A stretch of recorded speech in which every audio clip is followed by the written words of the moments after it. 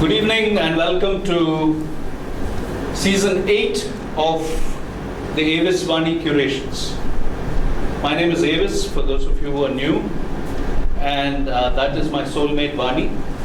We are the happynesswalas. Our life's purpose, we believe, is inspiring happiness. We culture and content specialists.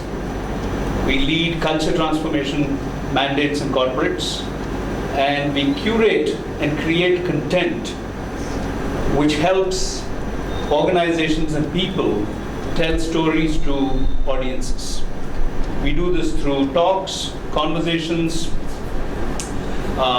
events, podcasts, videos, and through written content. We write biographies and profiles. We're going through a very interesting phase in our life. We're going through a fascinating, life-changing experience. We're dealing with a crippling bankruptcy for the last 16 years.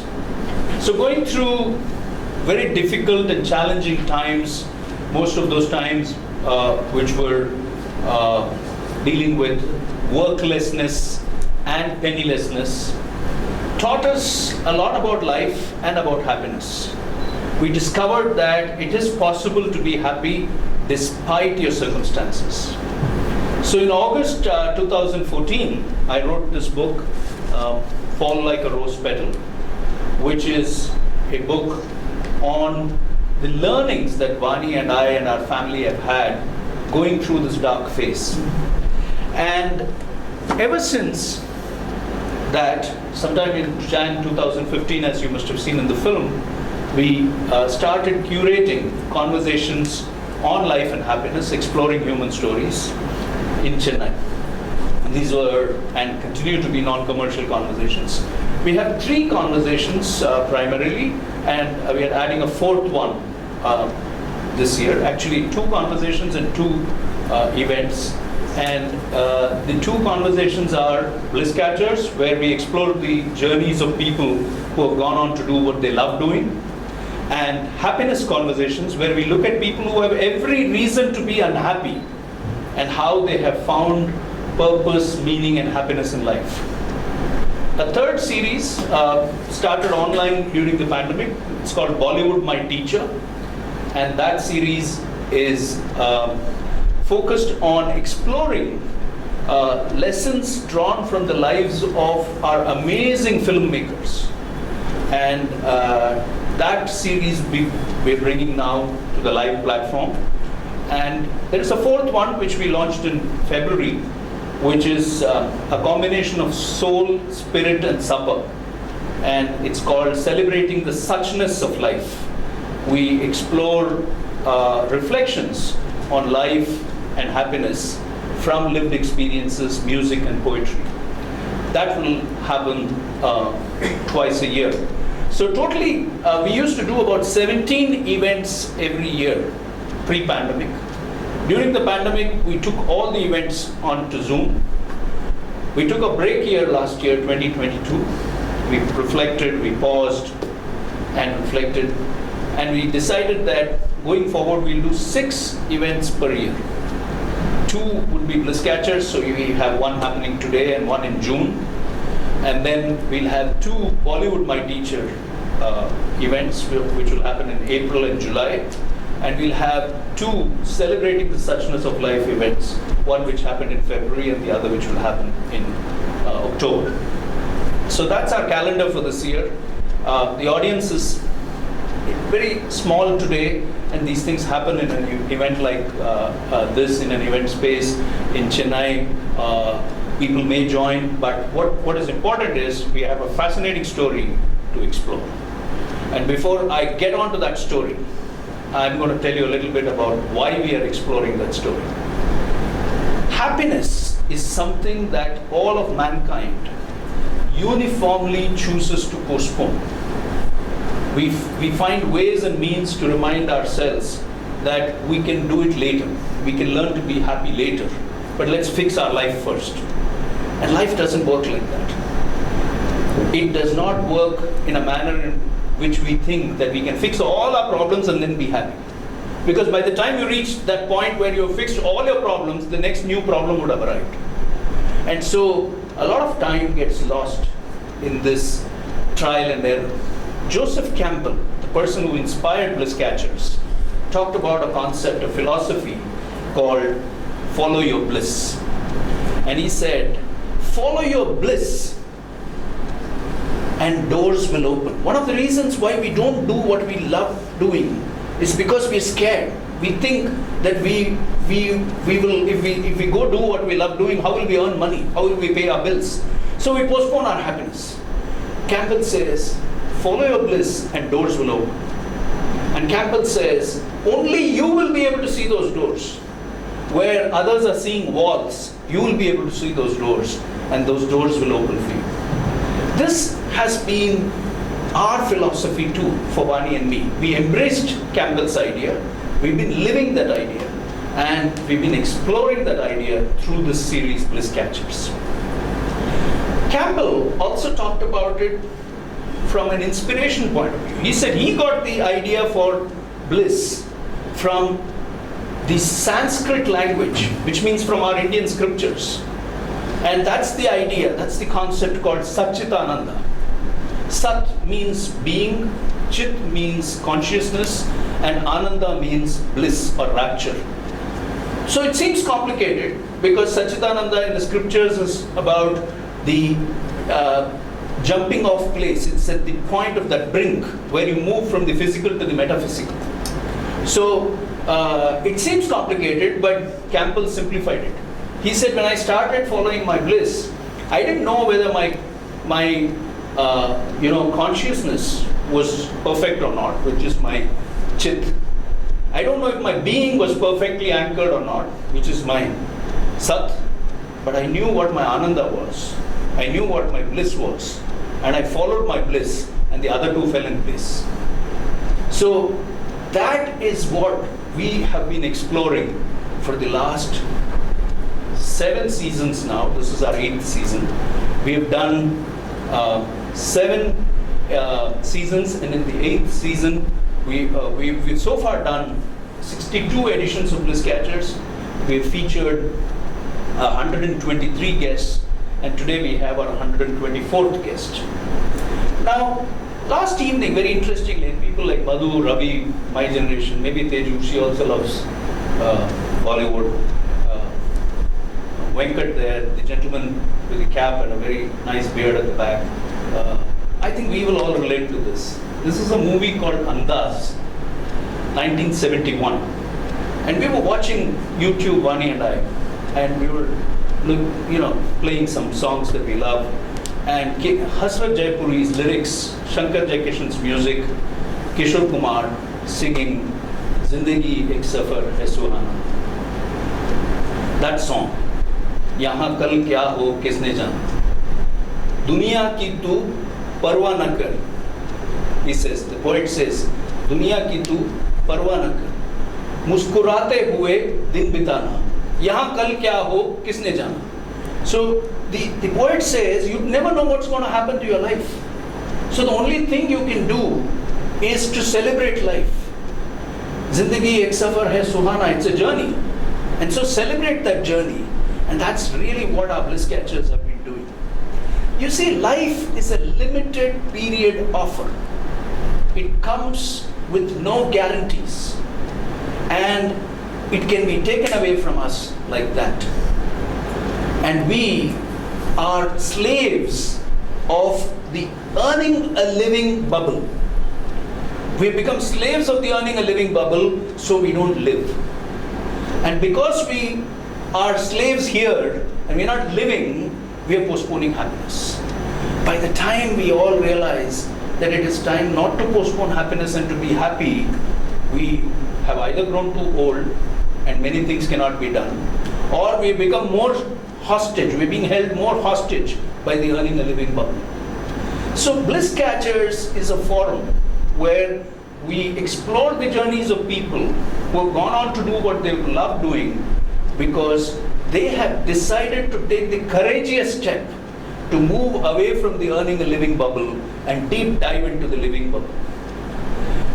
In all these editions that I talked about, 62 editions, 123 Bliss Catchers, we found a pattern. Bliss Catchers are people who have all found doors open for them. Bliss Catchers are all people who found that the cost of not following their bliss was higher than, the cost of following their bliss was higher than not following it. So they decided to follow their bliss because the cost of following it was lesser than not following it. So there was a cost element there. There was a third factor that we found, which is that bliss is profitable. When you try to do something in life which you love doing and you become a master of it, then the money always follows. There is no doubt about it. And fourth thing we found, that all our bliss catchers don't treat their bliss as a hobby. For them it's their life. Their life depends on it.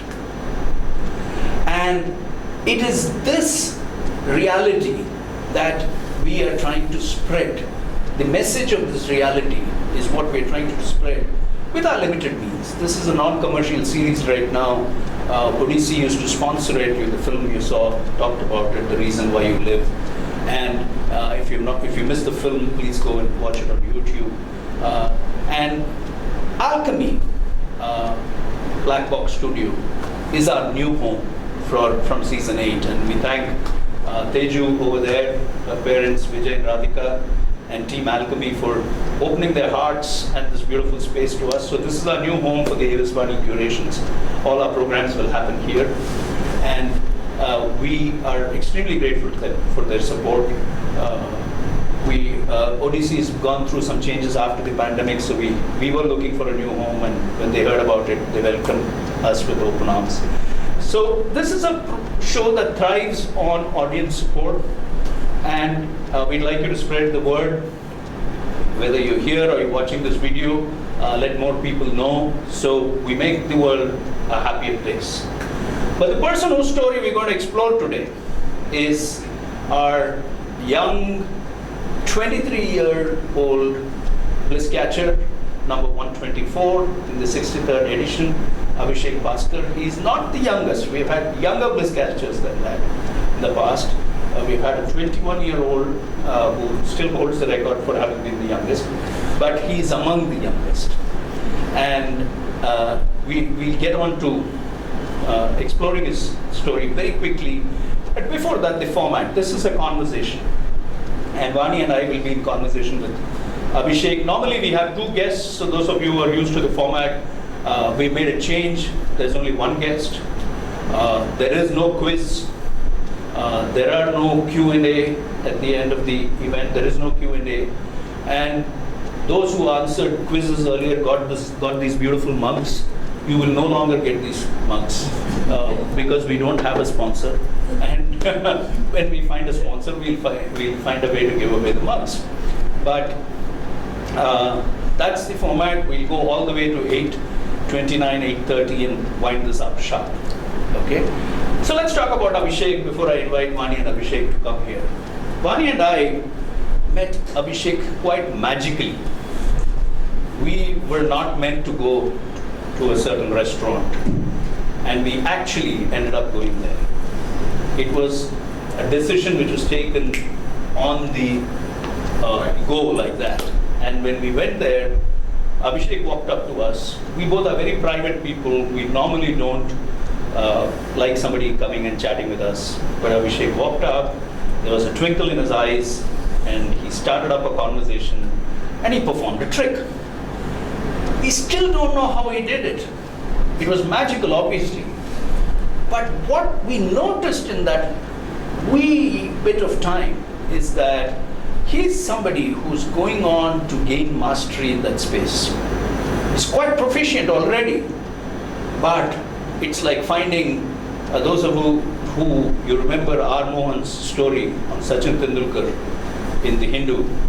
This is a guy to watch, or something was the headline way back when Sachin had still not made his international debut.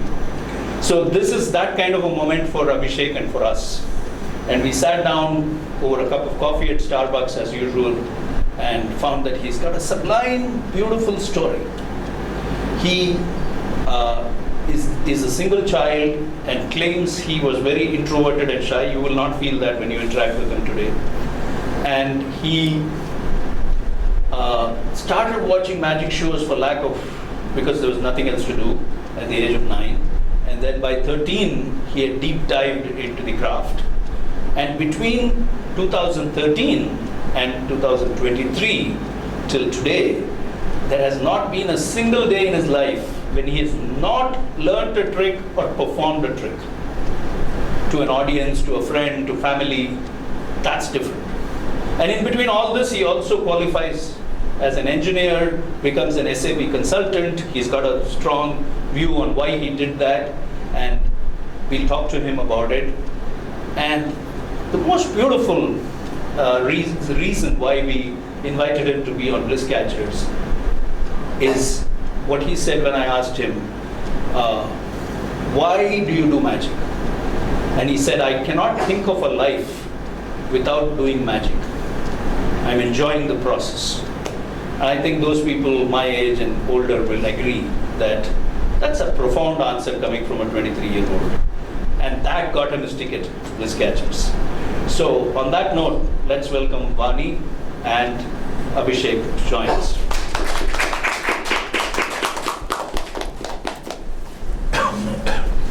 He should be here.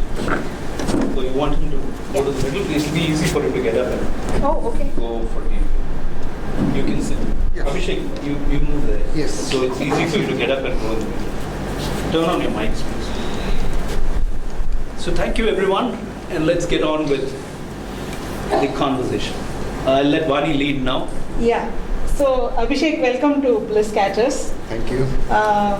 As AVIS was saying, it was just sudden that we met you. It was unexpected. We didn't expect to meet somebody who will perform a magic trick at a restaurant, but you had me at that trick.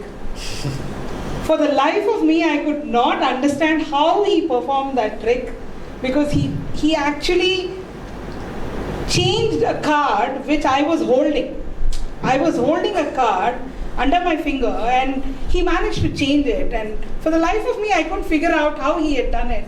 So I was very, very intrigued how he did it, and I still don't know how he did it. So we are here today on Bliss Catchers, and I want to understand, Abhishek, everybody understands magic, right? I mean, they would have seen somebody perform magic in a restaurant or on TV or something like that. But in your case, you also are a mentalist. So I think for my sake and for everybody here, if you could tell us what is the difference between somebody doing magic, an illusionist, and a mentalist. How are these different? Okay, so first of all, thank you so much for curating this event, and thank you for inviting me here, and thank you for everybody for coming. And I'm really excited to be here and having this conversation with you, especially about the thing that I really love. Yeah. So, coming to your question, so magic and mentalism falls under the same bracket. So, it's all about creating illusions to just create an impossible moment of reality, right? So that is the base concept of both magic and mentalism. I would personally don't like to restrict myself as a magician or a mentalist, because I do both, right? So, and the foundation of what I do is about creating an illusion. So I just prefer myself calling an illusionist, because that is more conveyable and that is more reasonable for what I do. So let us just start with something like to make them understand what we do actually. So okay. I think we have a crowd here, and sir with the blue t-shirt. So what is your name, sir? Ravi. Can you please come up? Can we get a big round of applause for him? So generally, magic is all about connecting with the audience, right? Can you please stand here? Yeah. So magic is all about connecting with the audience and how I establish a connection before the show. So we'll just try something with you. Have you seen a magician up close? No. Yeah, so this is the first time you're... Yeah, I want you to face them. Yeah. The thing is, we are going to try something a little bit front. So in a moment, I'll ask you to close your eyes. And after closing your eyes, I want you to feel each and every sensation happening in your body. Like it can be heat, cold, touch, anything. I want you to just count or how I want you to feel where you're feeling it. For example, this is your left side and this is your right side, yes? If you feel anything on your left side like this or this, I want you to put your left hand up and put it down. Can you do that for me? Left hand up and put it down. Yeah. Down. And what do you do if it's on the right side? Right hand up, down. So what do you do if it's on both the sides like this? Both up, down. So we are going to do this with your eyes closed. Ready? So I want you to close your eyes and I just want you to follow the instructions. Keep your eyes closed. Don't open until I say so.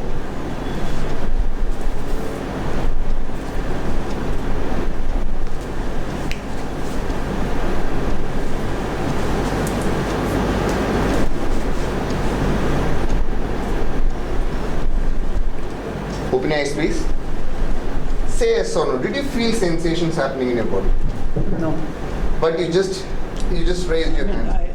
That was the connection that I was talking about. Yes. I could. Correct. So the thing is, honest truth is, everybody was watching here. I didn't even touch you. Oh God. Yeah. So that was the connection that I was. You can go back to your seat, sir. Can we get a big round of applause? Wow, Thank you. that was amazing. So is it right if I say that, okay, magic may be something that we see, it's maybe like a trick or a sleight of hand or something. And illusion is something that you see something but it's not really that, okay? Like what happened? Like what happened now. And a mentalist is somebody who can literally like read someone's mind. Yes, as I told you, it all falls under the same bracket. Same bracket. Yeah, if I'm reading your mind, I'm not actually reading your mind. I'm just creating an illusion that I can you're read. you're reading our mind. But thank God for that, because I'm like, okay, can he read what I'm going to ask next? Okay, So when you do a mentalism trick, it's again an illusion, right? Yes, exactly. So is it okay to say that between mentalism, magic and illusion, a more commonly acceptable term is magic? Exactly. So magic is the most widely used term, and mentalist, like especially there was a show called Mentalist that became really popular. So mentalism only focuses on the mind-related areas of magic. So like the one that I did, mind control or mind reading, predictions, these type of stuff. Magic is a general term that used to cover everything, like visual things, this grand arena stage, this assistants, flashy things, everything. So that is the basic idea of it. So the trick really with Ravi was that Ravi, without touching Ravi felt a sensation of touch and raised his hands. Correct, Ravi? Absolutely. In fact, I was very skeptical. I was also determined I'm not going to fall for this trick. But I did feel. yeah, see the thing is, Excuse me. the thing about you that I noticed was that you're doing the magic that's really close to us, right? I mean, normally you see a magician performing, a performer magician, he would be on a stage and the audience would be far away, and so you think that, okay, maybe he's got somebody to help, or he's got somebody to like pull a string or something. But this is something that you're doing that's, right here in front of us.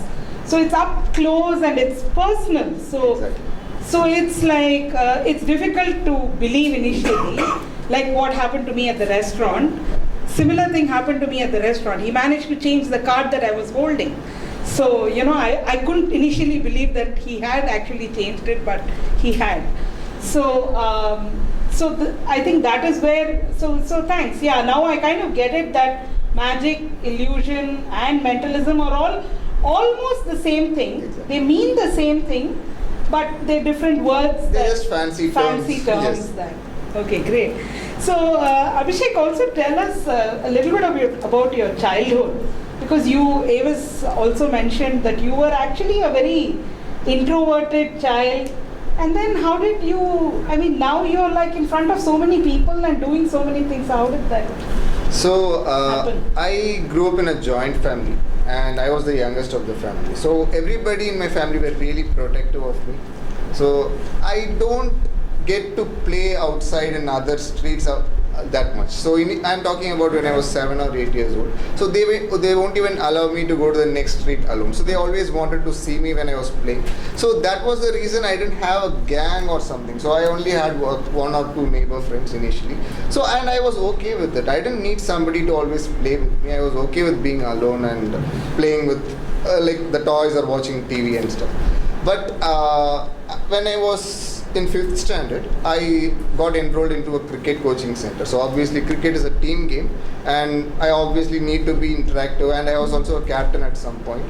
So in later stages I just got comfortable with people. So initially I was really shy with interacting with people, especially with relatives. So I need to be really comfortable. I need to get to know them at least for 2 or 3 days to have a proper conversation with them. I was like that. But as days went on and I started magic, it obviously changed. And yeah, that's where my mother used to tell me that she was a Montessori teacher. She would say that from the age of, say, from the time you were born till you're about 5 years old, whatever happens in your life kind of dictates how you are going to be as a person when you grow up. So I think your childhood must have in some way played a role in you becoming who you are. I don't know. Yeah, so even though I was okay with being silent and okay with being reserved, I always wanted to be confident in front of people. Even when, so that is why, so during 2009, late 2009, I saw a TV show. Yeah, that was my question. Yeah. An introverted child who was very protected by the family. I mean, how did magic come into your life? That must have also been magic. Exactly, yes. So I saw this TV show in AXN. I think most of you might know AXN. I don't think it is airing now. Yeah. So I saw a show called Simply Magic. It was by a Japanese magician named Cyril Takayama. And I still remember the time I was watching it. It was around 5:30 in the evening. I saw that, so that was the first clear memory of me watching a magic show. So when I first saw that show, I was really impressed. And it was not only about the tricks that he was performing, the way he was conducting himself, the way he controlled the crowd, and the way he had that power over the audience. So that was the one that most impressed me initially. And I just thought I wanted to be this guy. So I was not at that time, because I was really shy. So I didn't start magic also at that point of time, but I still wanted to be this guy. And there were 3 episodes in Simply Magic. So every time that ad on TV, I used to watch it. Even though I know what is going to happen next, I still watched it, because I was just admiring that man, how he was able to perform that. Not only perform, how he was able to connect with the audience, and how he was able to just go to the audience and just start a conversation and do magic. So that was the most impressive part of me and for that show. So did you at that time, I mean, you wanted to be that man is what you're saying, but did you decide that you want to learn magic at that point? No, not at that time, but I used to visualize. So I was... Would you visualize that you were standing in front of an audience? Exactly. So, and you were actually performing this kind of magic? So I would like to stand in front of the mirror and just imagine like I was able to perform, or I was able to do something in front of an audience. So that was the really scary part for me at that time. And I didn't start magic when I was 9 years old. So I didn't get that interest. So but the Takayama show was in your head. Exactly, yes. And it was always playing on you, and you were constantly trying to watch. Yeah. And did you finally figure out? No. So initially it was a really good TV show. So I didn't know any techniques, or I didn't even know the basics of magic at that point. So I just used to visualize that I was a magician, that's all. So when I was 13, so during 2013-14 time, I first went to a book fair that happened in YMCA. I just bought a book called Simple Tricks. That was the title of the book.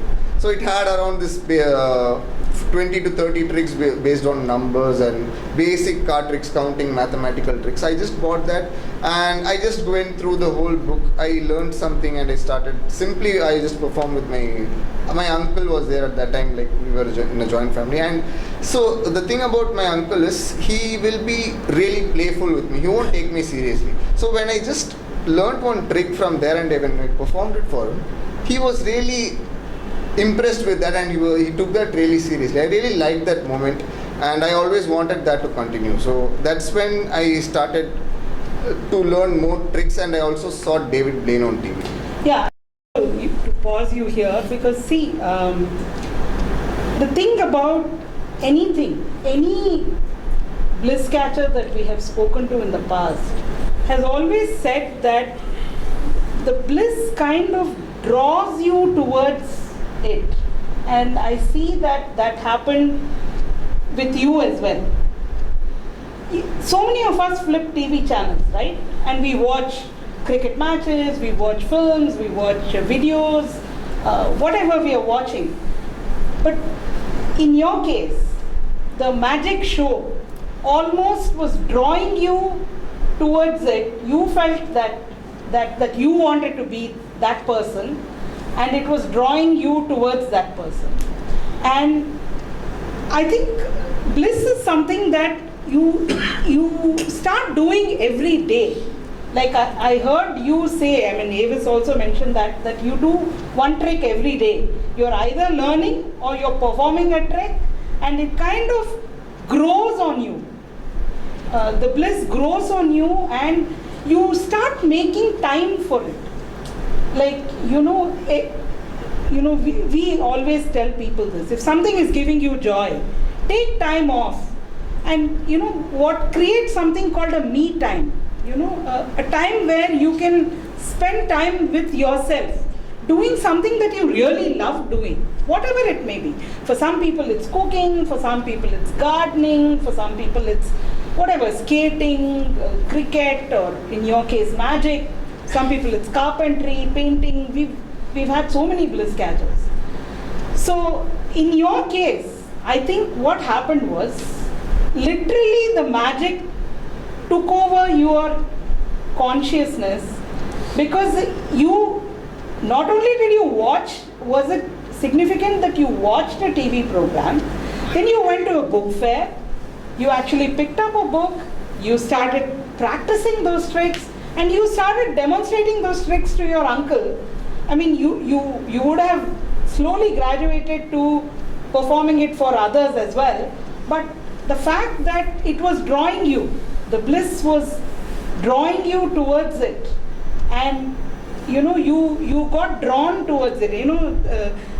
Avis has this famous Rumi quote where he says that follow your, the bliss, the strange pull of something that draws you towards it was felt by you. So this is the exploration that we do in Bliss Catchers, where we try to understand what is it about that magic that pulled you towards it. Yeah. So in your case, it was just something that you felt. Yes. So I'll ask a related question here, which is, normally we all, as children, we all have hobbies, we have fascinations, somebody wants to be a pilot, somebody wants to be a policeman, somebody wants to be a scientist, and then after a little while, or a cricketer, the hobby kind of fades away and you become drawn into what the parents want you to do and all that. So in your case, how did magic stay constant, and how did it not shake off? You were about to talk about David Blaine. Yeah, so what you said was really true, because even I had a lot of passions. So as I told you, I was into cricket as well, and I loved martial arts, but I didn't get a chance to pursue those things or continue those things in my life. But the thing about magic is, I was completely self-taught. I didn't have somebody teaching me. I didn't go to any class on a regular basis to teach me. I learnt it completely out of interest, and it was an obsession for me. So whenever I learn a trick and when I perform it to somebody, the reactions that I get was an obsession. So that fuels me to learn another one and just go and perform. So the thing about David Blaine, so 2013 I saw a TV special on David Blaine in the same channel AXN. So David Blaine, I don't know if everybody knows David Blaine here. David Blaine revolutionized magic.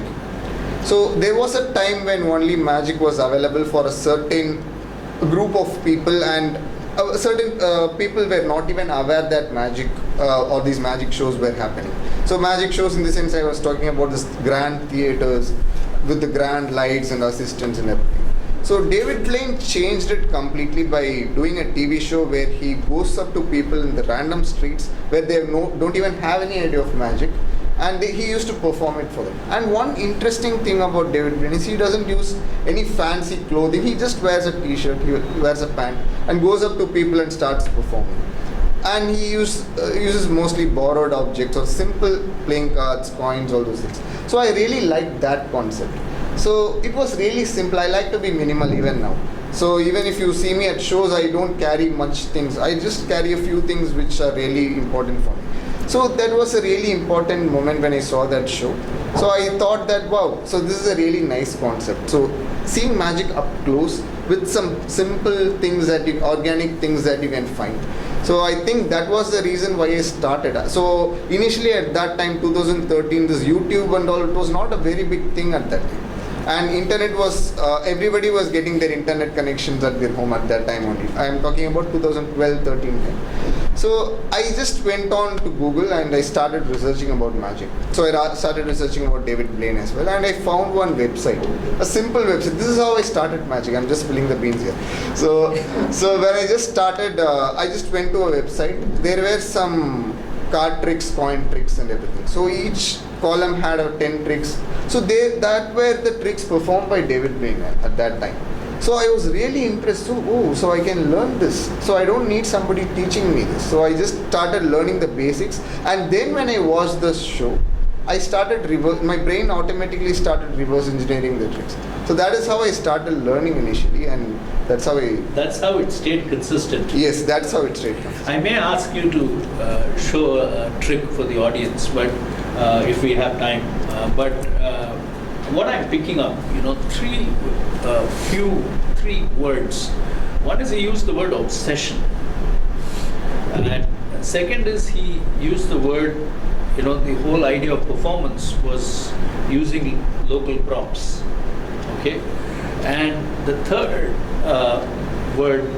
phrase that he used was that this is how I started performing.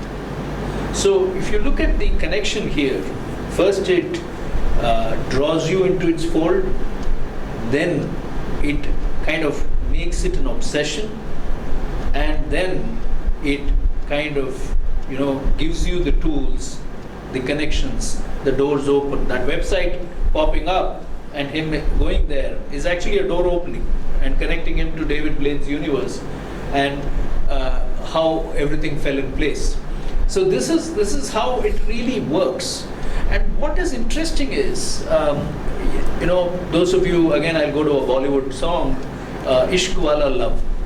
So love is already romance. Love is love, kadal. What is the Ishq Wala Love?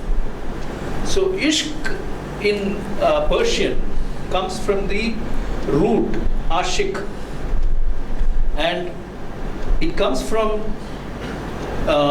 etymologically it comes from the ashaka plant. The ashaka plant is a creeper, and it survives only by enveloping itself around another plant, and that is why the ishq wala love really means where the two are united. There is another word in Urdu called fana, where the person in love goes and annihilates themselves for the beloved. And that, the close word he used, I'm being poetic, he's being, very normal there, and using the word obsession. So the best way to relate to it practically is, when you are deeply in love, you cannot sleep. Sleep comes in the way, and that is that ishq wala love. It will annihilate you and drive you to the point of obsessive, compulsive behavior. And that's what I'm picking up from you. The other thing is, whatever grows on you stays in you. And whatever stays in you grows on you. And almost everything that you talked about is early childhood, 9 years, 13 years, and it has stayed with you. And when I started speaking, my parents tell me this, I have no memory of this. And for a long time I thought they were just being proud parents, stupid. So I never gave it much thought. But apparently I delivered my first speech when I was 2 years old and talked about the Guruvayur temple. My classmates in school say that I brought out a newsletter at the age of, in 9th grade. Again, I have no memory of that. But if we connect back the two dots, today we are storytellers, we are conversationalists. So the ability to speak, hold audiences, share stories goes back there. And a lot of work we do, from the book to my career as a journalist in the early part, to all the writing that we are doing now, is going back to that. So that's how these dots connect. And you must be having a dot somewhere, which you have probably not touched upon. You've probably not reflected on it. And either you'll find an Abishek kind of person who's obsessed with it and is going after it and letting it draw him, or you will find people who go back much later in life and suddenly wake up one morning and say, this is not what I want to do in my life, this is what I want to do. Let's move on with your story. How was the relationship with the parents? What were they telling you about your crazy idea of doing card tricks and magic? And did you perform a lot at home as part of your practice efforts? So initially, like every Indian parent, so if an Indian parent sees their child with cards 24/7, obviously they'll be thinking I'm into gambling. So that happened at my home as well. So initially I was so obsessed with cards that I always had cards whatever I do. So even when I was studying for exams, I had cards with me. So what they did was, they were really concerned about me. I obviously understand, because I didn't explain what I was doing to them. At that point, I don't even perform for them. So I just learned some tricks. They didn't know that you were No, doing I just used to perform only for my uncle at that time, because I was not really confident in performing to my parents. And when they understood that I was like doing this magic, so they started understanding, wow, so there is this concept with cards, not only gambling. And now they are really proud of me, obviously. So like they're really happy that I'm doing what I love. And there was an interesting story that happened in 9th standard exams. So I was always having this playing cards with me, and it was exam time. So I think I got a low grade on one of the subjects at that time, and they thought that it was due to the distraction of playing cards. So what they did was, they took it off from me. I tried protesting a lot, but still I didn't give it to me. So what I did was, I had a stack of business cards at home. So I just took those cards. It was a bunch of 60 cards, I think. So I took 52 cards from there, and I just drew on each card all the values and symbols, and I used that as playing cards. So that much obsession I had with this card. So the thing is, like, even though I got low grades in exam, and they understood that I was really happy when I was doing this, and they gave the cards back to me, of course. So that was one of the most interesting things that happened to me. And the business cards, the thing is, like, I have handled cards the whole life. Even if one of the cards were missing from the pack, I used to know that. So can we just try something really quick? Yeah, of course. Go ahead. Yeah, Go so right ahead. we'll try this. I have a deck of cards with me. I hope everybody is familiar with the deck of cards here, right? I'm not going to use a mic, I'll just be loud. The thing is, I have handled these 52 pieces of paper for the past 10 years of my life. Vaani will try this with you. Okay. I just want you to look at all the cards here. So you can see all the cards are different. Yes, And there are yes. 52 cards in this pack. We'll just keep it right here. Okay. Okay. I want you to take any amount of cards Okay. and place it on my palm. Any amount. Are you sure? Yes. If you want to change your mind, you can change. No, I'm very sure. Sure? Yeah. The thing is, you took some amount of cards and kept it in my hand. Yeah. You could have taken any amount of cards. Yeah. I'm not doing any sleight of hand here. No. I know that exactly I have 4 cards in my hands. 4. 4. 1, 2, 3, 4. This is simple, right? Okay. Now what I want you to Ah. do. Now what I want you to do. Huh. Make it difficult for me. Take any amount of cards. Okay. Okay. Take somewhere around the middle or something. Okay. Yeah. Make sure it is perfect. I want you to keep it right here.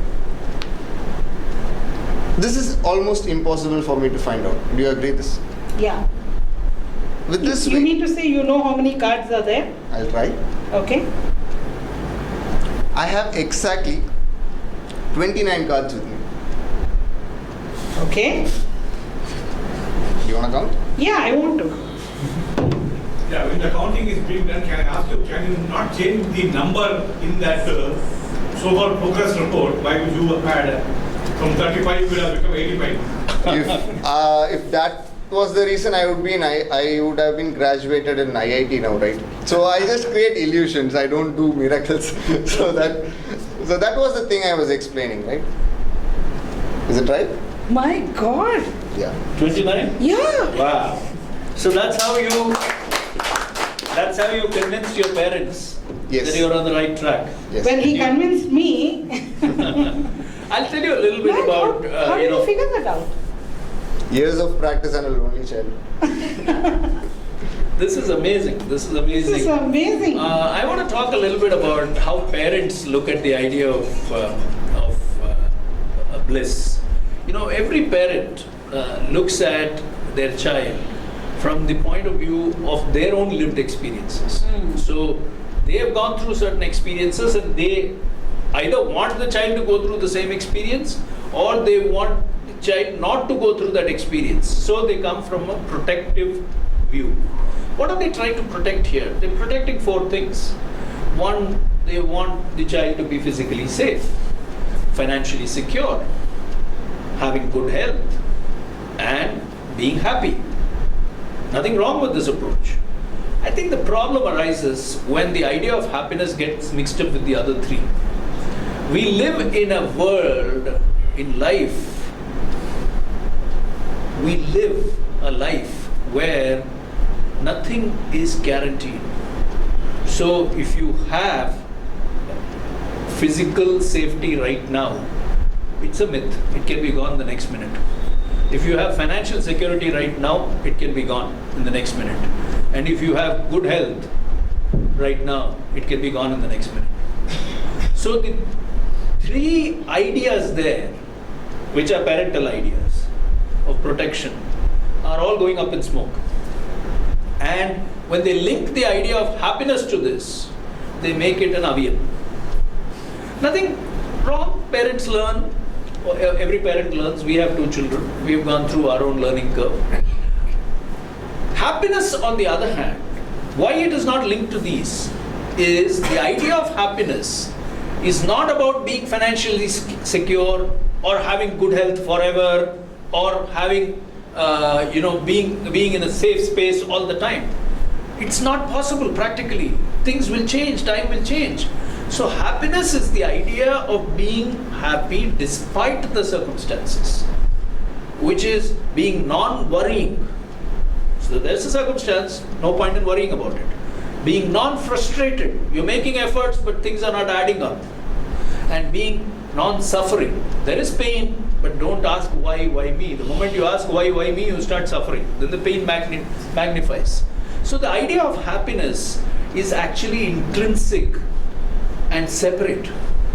It is, despite the circumstances, you have an opportunity to be happy. And that's really what our life's purpose is, inspiring happiness. So when parents tell a child, don't do this, they're actually coming from that point of view. Parents only have 2 assets that they can bequeath to their children. One, willy-nilly every parent does it, which is they give them the right values. most parents give their children right values. Hard work, integrity, transparency, agility, all these things, compassion, all these things, respect for the individual, all these things are taught through parents. And almost all children pick it up. That's one legacy you can get. Sottunu kadaikanana, the values. The second that parents can give is the inspiration to let children follow their bliss. And not complicate the story by saying be financially secure, take care of yourself. Yeah, being financially secure, taking care of yourself and being healthy is all part of the game, but it's not exactly in your control. But following your bliss is in your control. And I think that's where your parents must have also come from, but they saw the power of what you were doing and they let you go. Amazing. Thank you for doing the trick. Let's move to the next question, which is, when did you decide that, when you gave us that answer at Starbucks saying, you can't think of a life without doing magic every day. When did you reach that point of understanding that magic is your life? Was it one moment? Was it an inspiration? Was it a book you read? Or was it a conversation that you had? How did it happen? So this is a really deep question. So I'll just answer this with another question. What do you give a person who has everything in life? Who has all the money in the world and all the power in the world? I think you can give them a moment of astonishment, right? We can give them a moment which they won't forget. So I think when I'm performing magic, I perform magic for almost many people now, I don't even have count. So when I'm performing a specific magic trick, so what their brain thinks is, like, they have all the information in their brain database. So when they see something really astonishing, their brain just checks for all their databases and sees whether it has an explanation or not. And when it realizes that it doesn't have an explanation, so that is the moment of astonishment. That is the magical moment. That is called magic, right? So that not only happens with a magician, so it can happen with a musician or any moment that happens in life. For example, our first love or first time you buy something with your own money. So those moments are called magic. But I realize that when I am performing, I am able to give that moment to other people.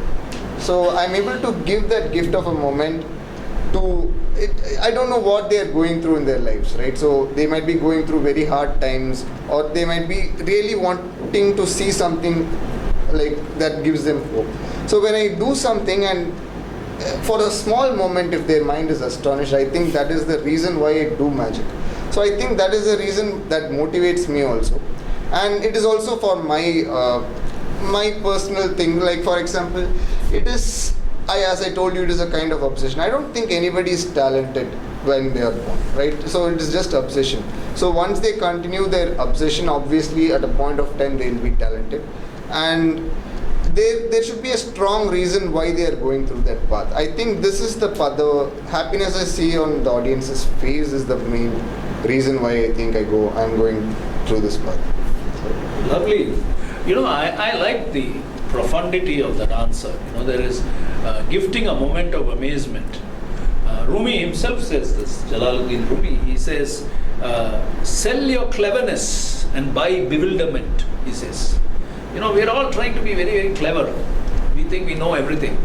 And Rumi reminds us that in front of life, don't try to be too clever, because you can't win that game.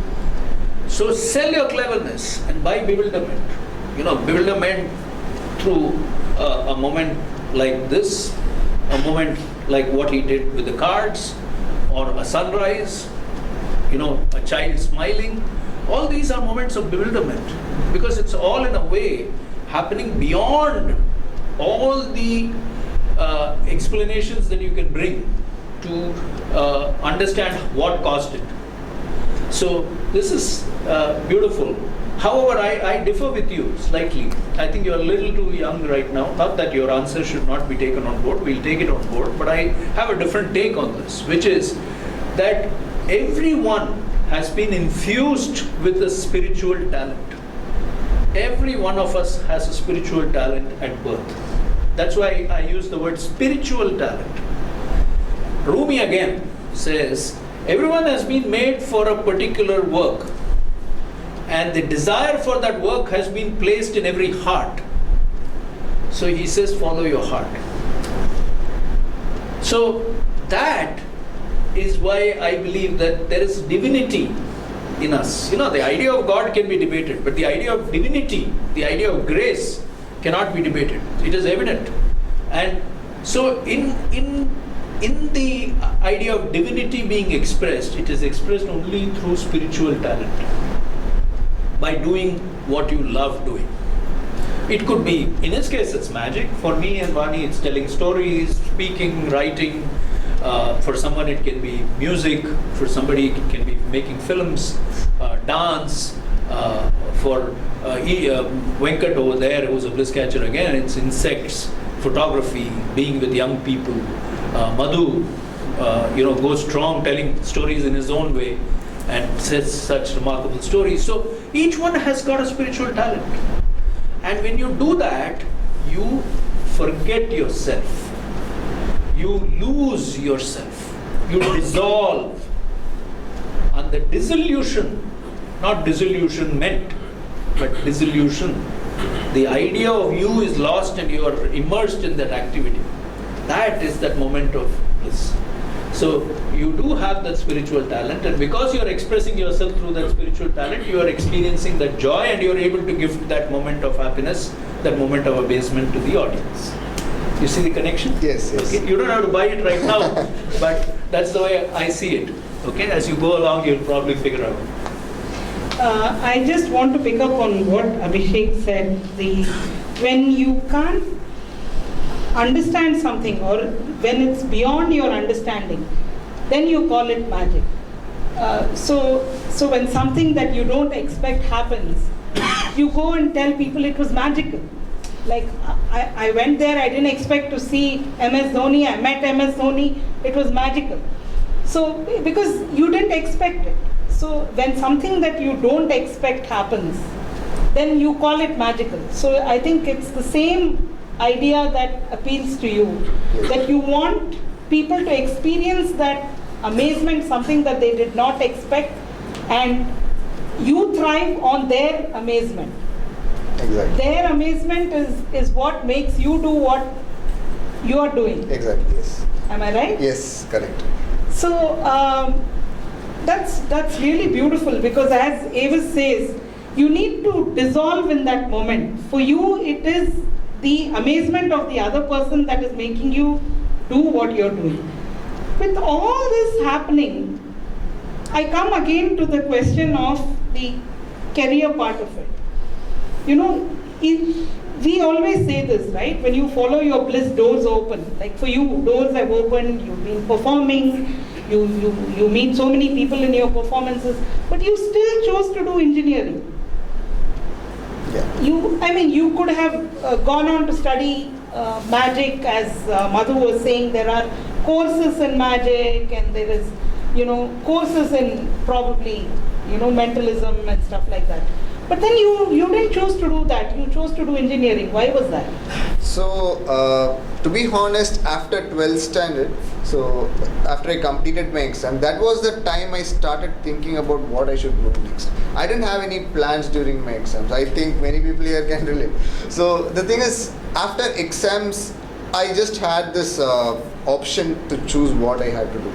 So I think there is a parallel between magic and engineering. See, so magic, the way that I learned magic was by reverse engineering. So how my brain works is, so if I see something, I can turn it completely into a new thing and perform it for myself. So I don't create something out of scratch. So I just take some existing concepts and I just tune it to tune the methods, and I just perform it for myself. So it will be a totally different product at the end. So I think my brain just worked like that, and I also like electronics and technology. Obviously I like, because we all know that future is obviously going to be a technology, and I also thought of ways which I can integrate magic with technology. So that was the main reason why I chose engineering, and especially electronics, because during my childhood I've done some small projects with electronics and stuff. So that I didn't, to be honest, I didn't have this clear career path initially. So I just took engineering and I liked it. I don't lie by saying I just took a bad decision. I really liked engineering. It was hard at some times, obviously, but like I really liked thinking and really liked how the way my brain thinks when I just learn that or learn a trick or learn about a machine or something. So that's why I chose engineering. That might be the reason. That's very interesting. I feel the, generally people of your generation, I feel, has everything very sorted in your mind. It's amazing that you're able to, make a connection between magic and engineering. Because you said that when you see something magic, you try to do the reverse engineering and figure out how it was done. So engineering is all about figuring out how things are done. So I think you see a connection between the two. I don't know. And I also don't know if it was to do with, some kind of, did you have some kind of, situation in your family which made you choose to take a proper career than become a performer at a very young age or something like that? No, because like my parents gave me the freedom to choose whatever I want. But the thing about magic is it's a very niche art, and not many people do that actually, and there are very less courses or very less scope if we do magic. So I always wanted, I'll come to that point later, but the thing is I always liked engineering. So I always like to think, and I always like to create things with I always like to learn about things and how I think it's work. also to do with doing things with your hand. Yeah, maybe. So I wanted to know how things work. So if I see a machine working, I wanted to know how that thing is operating. So in you the had backend. that thing of trying to figure things out. Yes, so that automatically happens inside my brain. But later stages, I had different views on that. The thing is, like, initially when I see a magic trick, the first thing my brain says is to just, how does he do that? I need to learn the secret. But now when I see a magic trick performed by a really good magician, I don't struggle to find the secret of that. I just enjoy the moment, and I just enjoy being fooled by a really good magic trick now. So I've reached at that point of life now. That's interesting. So you say that you learned most of your tricks by yourself. You're self-taught, either by a book or YouTube or whatever.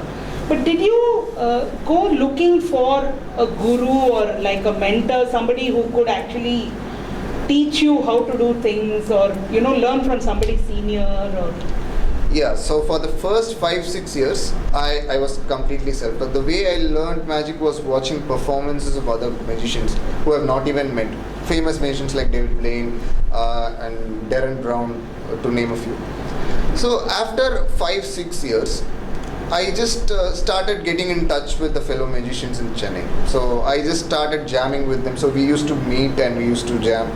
And after, I think during the late 2018 or the early 2019, I think, there was a man named Mr. Kalayarasan. So he put out Kalayarasan. And he put out a series on YouTube. It was a magic series. So I really liked that. I really loved the approach because I know the technicalities of it, so I really appreciated what he did. So I just contacted him through Instagram, and so let me tell you this. At that time, I was thinking I almost knew everything about magic. So if I see a trick, I'll be able to figure out. So I was at that stage of my life. So after meeting him, I didn't choose him as my mentor actually. So we just started having conversation, and when I saw him perform, I learned lots of new things, and I just realized that I was just looking at the tip of the iceberg. So I had a lot to learn in terms of performance, audience management, not only the technical aspects of a magic trick, right? So I need to learn about audience management. I need to I need to find a way when a trick goes wrong, and I need to manage the people and need to make them believe they're in my own team. So these things were the one that I learned, the things that I learned from Kale. And it is really important to get a mentor, because if anything we do, there are two important reasons. One, obviously we'll get to learn a lot from them, and two, it will keep your ego in check. So when I met Kale, I just understood that I had a lot to learn, and I just followed his footsteps. He doesn't teach me tricks. Still, he hasn't taught me one trick till now. I know for the past 4 or 5 years now. I learned the performance aspects of it. So I learned the most psychological aspect, how we can make a trick more powerful, not how to perform a trick. I just learned how to make a specific trick more powerful from it. So that's why I think we need a good mentor.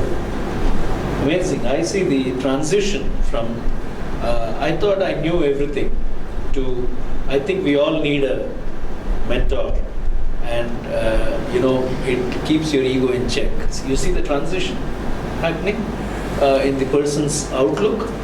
So it's not without reason that they say when the student is ready, the teacher appears. The teacher appears. So amazing. Yeah, so a mentor and a guru, if I may, guru in Sanskrit actually means somebody who takes away the darkness in your life. So I think Kalayarasan was that so-called guru who, I mean, as you said, you might not have learned tricks from him, but you learned how to do things from him.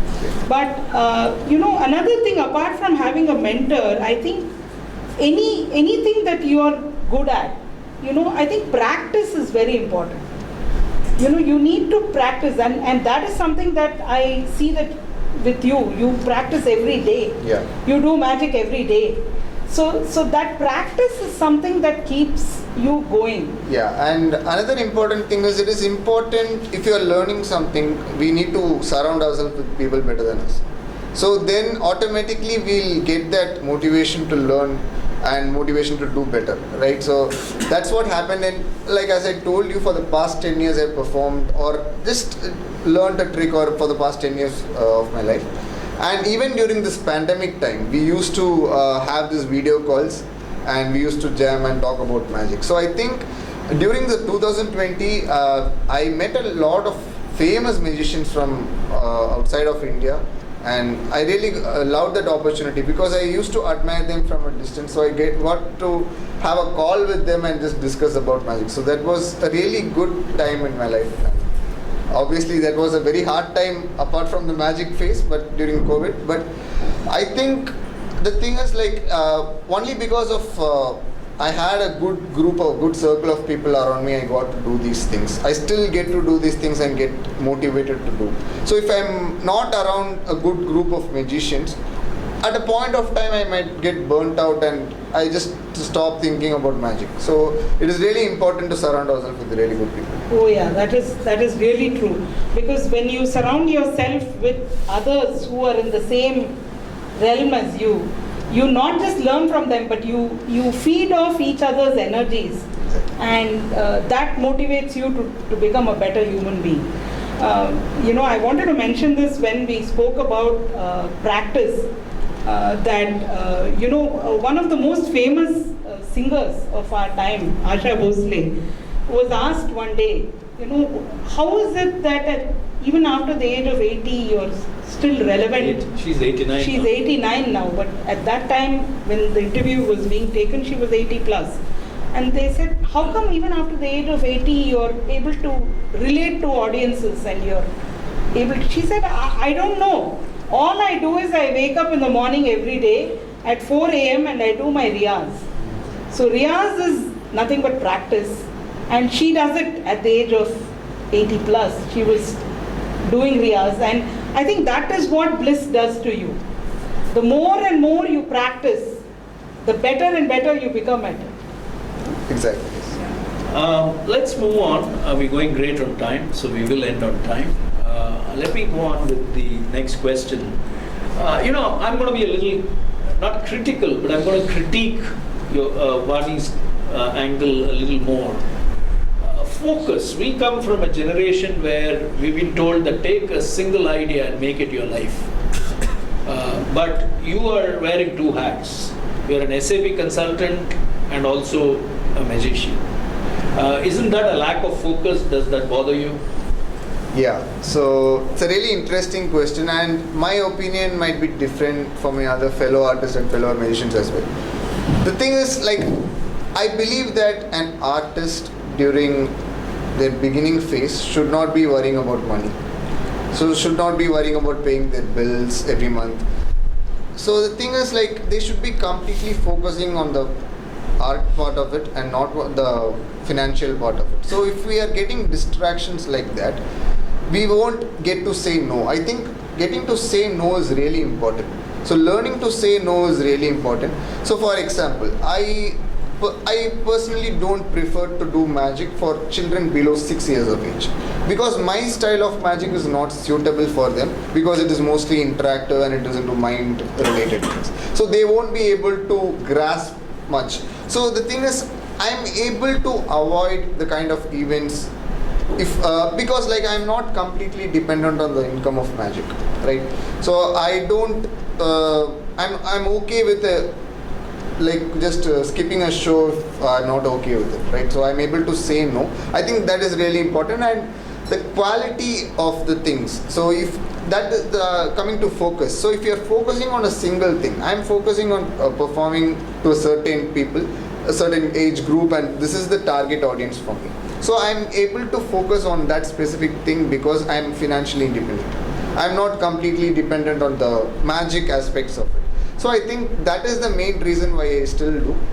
And over a period of time, like down the line in 10, 20 years, it may change, right? But I'm talking about the beginning stages of an artist career. So I just graduated out of college 2 years back. So this is the stage where I have to be stable first. I need to figure out how my path is going to go, and I think that is the main reason why I'm doing this. I wish I had half your wisdom at your age. But I had profound wisdom because by the time I had already found Vaani and we had our son. So I think some part of life takes care of itself. But I like your answer. It's very profound. Again, an artist cannot starve. And if you want to invest yourself in your art, then somebody must be able to pay your bills. And if you can figure out a way to do that, why not? That's your approach. And I think this is very, very powerful about today's generation. You know, there are 3 circles in life. So imagine a Venn diagram and 3 circles. So the first circle is the circle of passion. The second circle is the circle of world-classness or excellence. And the third circle is the economic engine, where your money comes from. The activity where all 3 circles intersect, that one activity which is your passion, which you are world-class at and which can make you money, lies at that center of the Venn diagram, of those intersecting circles. Now, what society does is, they push you first into the economic circle. Oh, college mudichacha, good, get yourself a job, because you have to start paying bills, then you have to buy a house, then you have to get married, then you have to have children, then you have to, raise the children, then you have to push them into that economic circle by the time they graduate. So it goes on. What the model that Abishek is bringing to the table is very interesting. So if I am good at engineering, let me fuel my economic engine with engineering for now. Meanwhile, let me follow my bliss, become world class at it by practicing every day, performing better and better and better. And when that economic engine kicks in, then I can have the luxury to step out of the engineering space. Very interesting. If needed. Yeah. If needed. If you can still, like we have another Bliss Catcher, Ravi Kiran, some of you might have attended that conversation. He works in an IT company too. He leads a big team. He's a top performing Carnatic musician. And he says, why should I leave my job at an IT company? I'm able to manage both. I still am in my early 40s. I can pull it off. So until you can pull it off, go ahead. I think I love that thing. And the other thing is the ability to say no. Even if you don't know what your bliss is, it's okay. But if you know for sure that This is not your bliss. That's very important. So, not doing things that give you happiness is a very, very important call. So, thank you for sharing that. Yeah. And one more thing is, like, I'd like to quote Shah Rukh Khan here. So he once told in an interview, first get rich, then become a philosopher. So the thing is, like, people talk a lot about money and leaving their job for doing the passion. Initially, it works out great for somebody, but it is not always 100%, right? There are chances that it might get missed. And somebody who is coming from a middle class background, it is really important we take our decisions really right. So that is the main reason. At a point of time, there will be a time where obviously entertainment industry is the highest paying industry. So there will be a point of time where I'll reach a stage where I think I don't need this. I'm not able to pull off both, right? Not able to pull off IT as well as magic. And when I'm doing good with magic, I'll completely cut off IT at that point. So I'm talking about the initial stages only.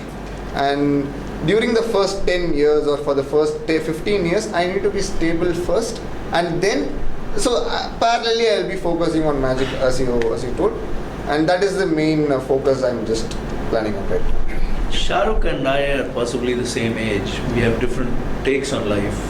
I think he's right, and so am I, that it's in extreme poverty and penury that we found the idea of happiness and understood the philosophy of life, if we can call it. So if at all I have a flavor of being a philosopher, it comes from extreme penury and not from financial strength.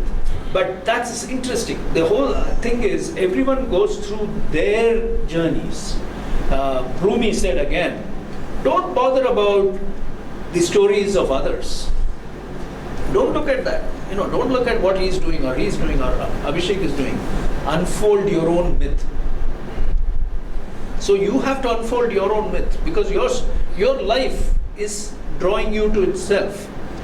And that's the magical part of life, which no textbook can give you an understanding of, and you can never learn it in any school. Last question for the evening, and before we do our wrap, which is, what has magic, since we are talking philosophy and all of that, what has magic taught you about life, about yourself, and about happiness? So the one thing I really understood when I was performing magic is, like, I'm really happy when I'm performing, and one main reason is that I'm able to connect with the audience. And when I perform to a specific group of people, I make sure that they understand their title. So that is really important, and that is where problems arise. Like when they think their ego is hurt in some way, the problems will arise. And I always treat their intellectual level as high. So the audience are always highly intellectual than me, and I need to respect that situation. So when I'm fooling a person with a trick, I'm not actually fooling them, I'm just deceiving them. So there is a difference between fooling and deceiving, and that is the main thing. And when I perform, it is not just about the tricks, it is about the connection that I'm having, and it is about the journey, right? So when I perform almost every week, and I meet new people every week, and I get to make a lot of friends now. So this didn't happen 10 years back for me, right? So magic was the reason that happened. And earlier, I think that might be the reason might be like I was not very good at holding conversations. So that affected my magic. And when I started performing magic, obviously I had to hold some conversation. I have to make some efforts to make a conversation or manage people, right? So it's just a cycle. If this is happening, that will also happen automatically. So I think I learned this in the process, and that's what I just found my bliss with magic. So that is the thing. So is bliss, which is magic, making you a better conversationalist, or being a better conversationalist is making you a better magician? Yeah, it's a really interesting question, which I don't have an answer. The thing is, I worked on myself a lot. not just for magic, I wanted to hold conversation. So during my school time, during 12th standard, after tuition, I used to go to a park and just sit on a bench. I just wait for some person to come sit near me to start a conversation. So after starting a conversation, I used to perform a trick or two for them and I just leave. So that is how I practiced talking with strangers. Initially, I was just talking with my family or I was just performing with my friends. So holding a conversation or starting a conversation with a stranger is a really difficult task, especially for me at that time. So this is how I practiced, and why I practiced is because I love magic. And why I started being good at conversation is because I like magic. So it is also a cycle. It just comes because I love magic. I started working on myself, and because I started working on myself, my magic got good. It is just a cycle. Amazing. Do you want to leave us with a quick trick before I do a summary and do a wrap? Yeah, sure. So we'll just try something, and you might have seen a paper rocket here, right? Yeah. Yeah. I've been seeing it. I've been watching it. I've been Yeah. thinking what it is. Exactly. So, as you told in the beginning, it is all, we met at a hotel. It was a completely random situation, right? Yeah. So it was not meant to be at that time. You might have seen it as a completely random occurrence. It was a complete coincidence. But the thing is, there is always a reason for something happening, right? Correct. And there is always a reason for me being here and this paper rocket being here. Okay. Can you hold this paper rocket for me? Okay. And I just want to point it at somebody and just give it to somebody. Or you can just throw it or just catch. Can I just throw it? Yeah, sure, of course. Okay. I just want somebody to catch it, please. Yes.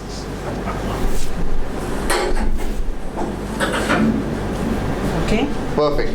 So I want you to hold the rocket there. The thing is, I want you to imagine a number between 1 to 100 in your mind. Okay? Keep changing your mind as many times as you want, but finally land upon one number. Okay?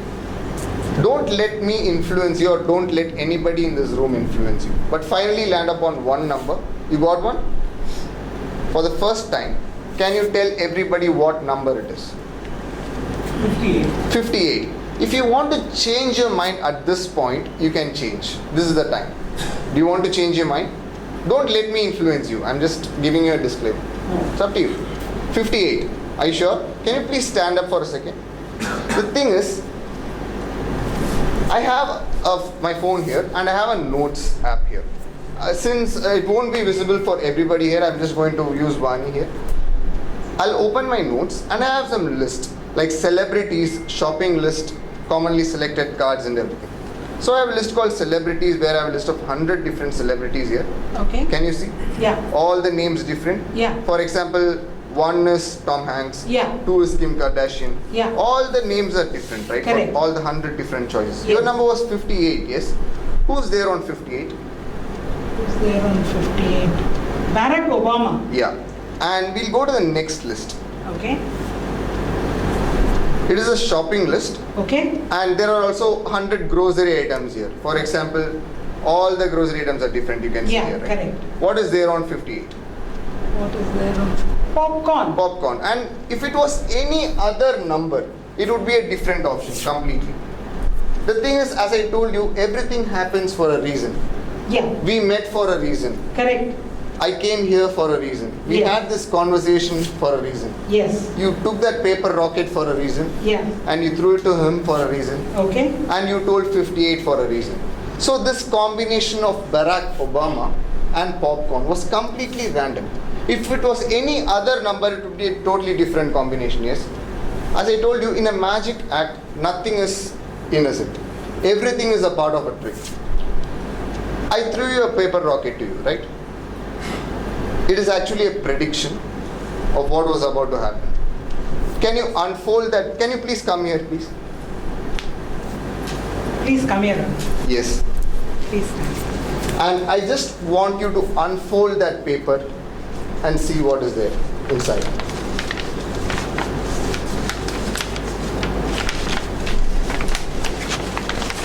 That is actually Barack Obama with popcorn. No kidding me. I don't believe this. Yeah, I don't believe it too. Thinking about the first trip you But did. how did you figure out 58? I mean, was that just something random you said? There's a reason, as you said. Here. My birth year. Oh, it's your birth year. That's why you said 58. Okay. You look young, Ravi.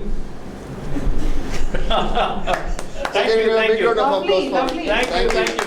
We started with Ravi. And that is and for you, you can have we, that. we started with Ravi and we ended with Ravi.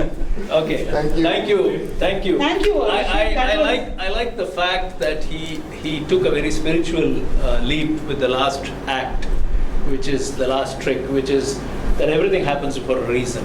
And the reason why you live is for your bliss. So in exploring Wow. his amazing story, there's a subliminal quality to the story.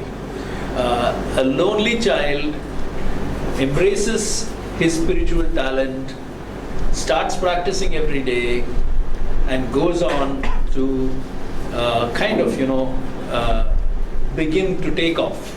It's that point right now, 10 years of practice, and let's hope Bliss Catchers is that takeoff point in that sense. Not that in real life, Rumi again says the journey is the reward. There is no destination. The journey is the reward. So the journey will get more fascinating. That's what I can tell you. But there are two big takeaways for me personally here today. One, look at how Bliss has taken an introvert, a shy, introverted child, and made him a performer. Did you even think that he could have been introverted in his life? He's a consummate performer. And he'll get better and better with Shah Rukh Khan inspiring him. The other is he applied rigor and discipline to his bliss. And when you apply rigor and discipline to anything, you gain mastery. And when you gain mastery, the economic engine kicks in. So we do hope the commercial gigs that you're getting become bigger and bigger, and you become a great champion for the fact that bliss is profitable and that you don't need a second hand. I want to quote Mary Oliver here, who's coming to my mind right now. Mary Oliver is an American poet who said, all I want to be is to be dazzled by life, to cast away the weight of facts, and to float a little above this difficult world. And that's what magic does to you. That you cast away the weight of facts and you are dazzled. You are floating a little above this difficult world. The world is a difficult place. To make your way through traffic every day, go on a living, pay your bills, raise a family, squeezes you out. So you need to float a little higher than that. That's where bliss comes in. According to what Vaani and I have experienced, life is not logic. Life is magic. It's our education, the power of our education, and the power of our economic ability that makes us imagine that everything is logical. Actually, life is very, very logical. When I had coffee at 4 p.m. today, I told Vaani, I said, Mom, I'm battle weary. I'm burnt out. Because for the last 3 weeks, we've been fighting an issue a customer service issue with an institution. And we depend on our daily transactions on that institution. It's a bank. And it's sapped the life out of me. And it has been so kind of conflicting that it was very difficult to manage it, even for a person with so much of experience. But I feel healed, energized at the end of it. And today's conversation, and that's magic. That I walked in here. You might not have noticed it, but I came back beaten and bruised. But I'm going back energized and willing to take on the world. And that's magic. So thank you, Abhishek, for being here and for doing this with us. You get a mug, which will make your morning cup of coffee Thank you. very, very interesting. I wish we got younger people beer mugs. That might have been more interesting. But for now, we'll give you this coffee mug. Thank you so much. Thank you. And And ladies and gentlemen, as he takes the picture, last picture for the evening, I'm expected to smile. Thank you. Do we have time for questions? You came late, so we have done away with questions, we've done away with 2 guests, we've done away with quiz. We've got serious conversations, uplifting conversations, and what's coming up next month on 29th of April is an edition of Bollywood My Teacher, where we are exploring India's greatest songwriters and musicians in an episode called Air Zindagi Gale Lagale. We're looking at lessons on life and happiness. This is an Ilayaraja song from the movie Sadma, which came in 1983. And Suresh Vadkar. It's a great song, and we'll be exploring many songs like this and learning lessons from that, sharing lessons. That'll be a 2-hour program, and that'll start at 6:30 p.m. on 29th April and at 8:30 p.m. like we are ending today. So thank you so much for being here, all of you, and we love you, Abhishek. Thank you, Mom, for doing this. Okay, Teju, you can turn off the video now. Thank you.